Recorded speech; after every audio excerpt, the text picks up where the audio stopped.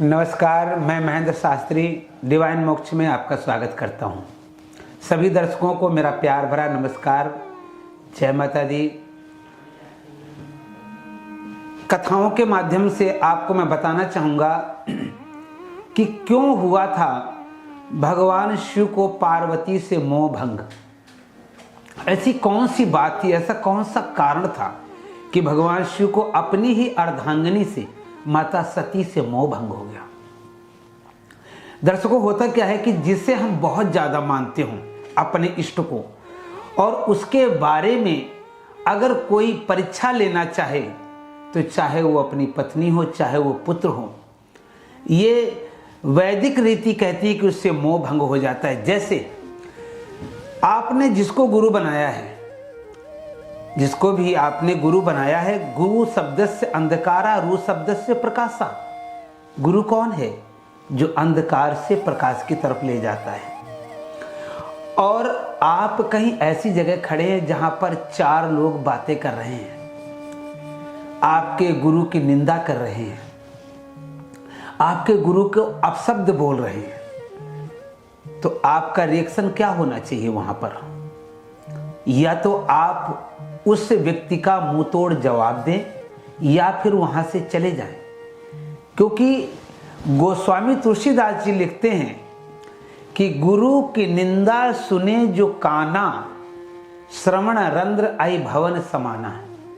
अपने गुरु की, अपने इष्ट की जो भी निंदा सुनता है, उसके कान नहीं होते, सर्प के बांबी होती है। जहां पर सर्प रहता है उसे कान नहीं कहा गया। कानों में तो सिर्फ गुरु की चर्चा, परमात्मा की चर्चा। तो एक बार भगवान शिव माता सती को लेकर के कथा श्रवण करके कुंभज ऋषि के यहाँ से वापस आ रहे थे, और इस तरफ भगवान राम सीता की खोज में बन बन भटक रहे थे।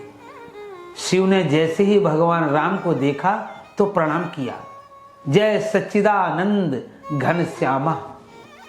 तो माता सती ने जब शिव को प्रणाम करते हुए देखा तो उन्होंने सोचा कि हमारे प्रभु, हमारे पति महादेव आदि देव हैं जिनको समस्त संसार प्रणाम करता है, और आज ये एक साधारण मनुष्य को प्रणाम कर रहे हैं।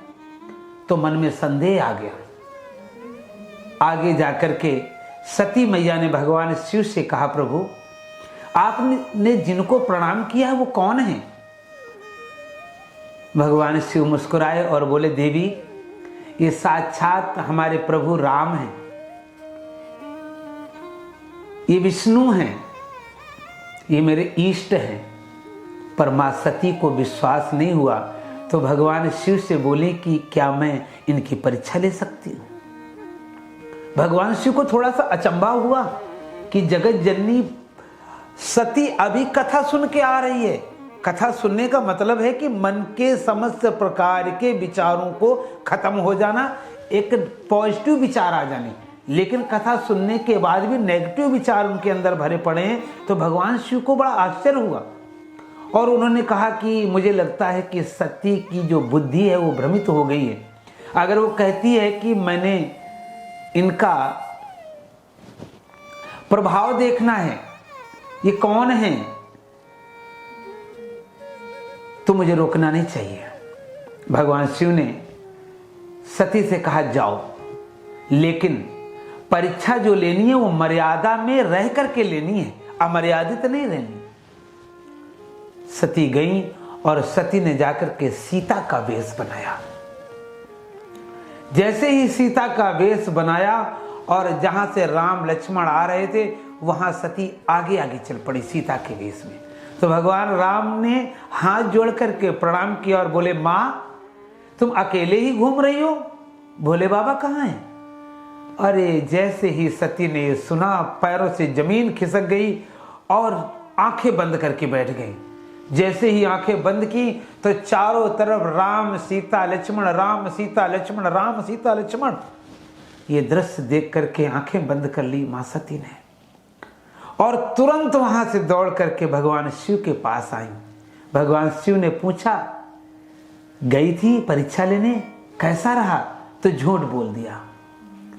बोली कछुक परीक्षा नलीन गोसाई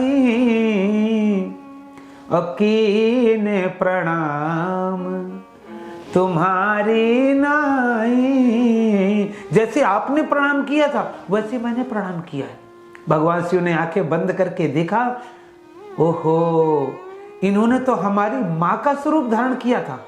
तुरंत एक आसन सामने बिठाया और वहीं से मोह भंग हो गया।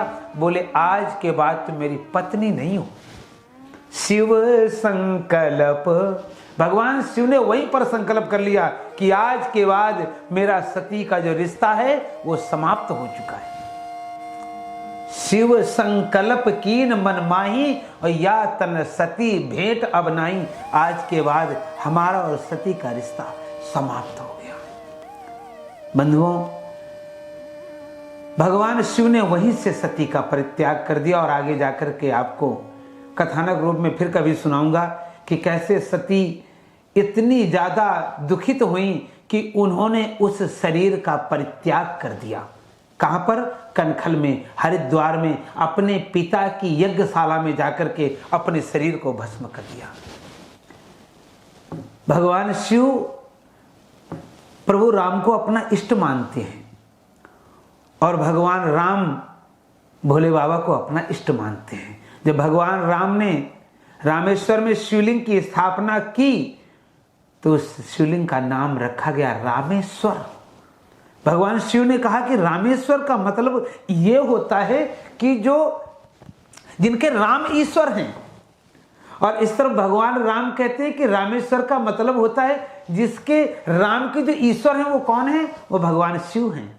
तो भगवान शिव और राम एक दूसरे को अपना पूरक मानते हैं, अपने एक दूसरे को अपना इष्ट मानते हैं। इसलिए भगवान राम और भगवान शिव में कोई भेद नहीं है। देखते रहिए डिवाइन मोक्ष। और अगर आपको हमारा ये संवाद अच्छा लगा है तो लाइक करें, शेयर करें और हमारे चैनल से जुड़ करके इसको सब्सक्राइब करते रहें। नमस्कार, जय माता दी।